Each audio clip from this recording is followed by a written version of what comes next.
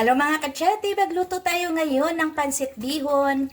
Para maiba naman, ito ang sangkap ko, konting repolyo, konting bagyo beans para masarap, konting carrots din para yummy yummy.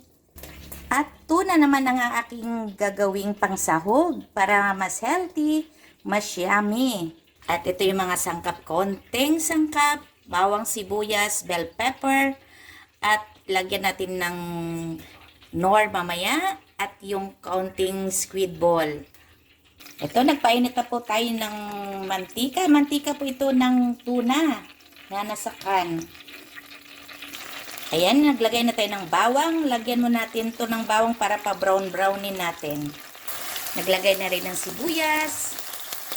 Nilagay ko na rin yung squid ball para medyo maluto-luto na siya. Kasi hiniwa ko lang din siya ng paliit. Nilagay ko na rin yung tuna. Masarap to. Yummy yummy. At lasang-lasa talaga. Isunod nating ilagay dyan ang bell pepper para medyo mabango-bango naman. Then halo-haloin natin para yung makombine nila ang mga ang mga sangkap ay ma-mix. Kaunting paminta. Konting soy sauce para mas yummy. At konting oyster para last ang sarap.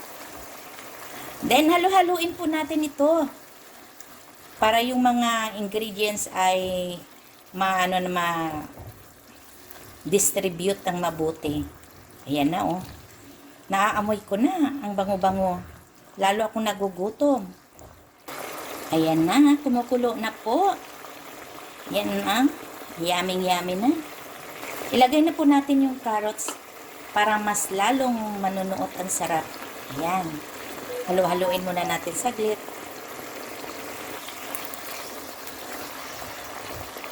Sunod natin yung bagyo beans. Haluin ulit natin. Kahit ito na lang, oh, pwede nang mang-ulam to, di ba? Pang-ulam na to eh. Ilagay na po natin yung repolyo para hindi ma-overcook yung ating mga gulay. Ayan na po.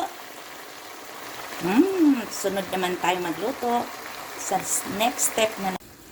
Ito na po yung pangalawang step natin. Niluluto na natin ang ating pansit bihon. Halo-haluin lang hanggang sa maluto.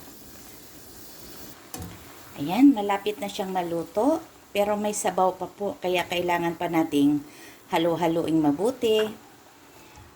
Once na luto na siya, tsaka natin ilagay yung mga gulay-gulay na ating ginisa kanina.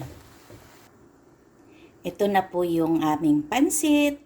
Kain na po tayo at maraming salamat po sa inyong panonood. Hanggang sa muli. Bye!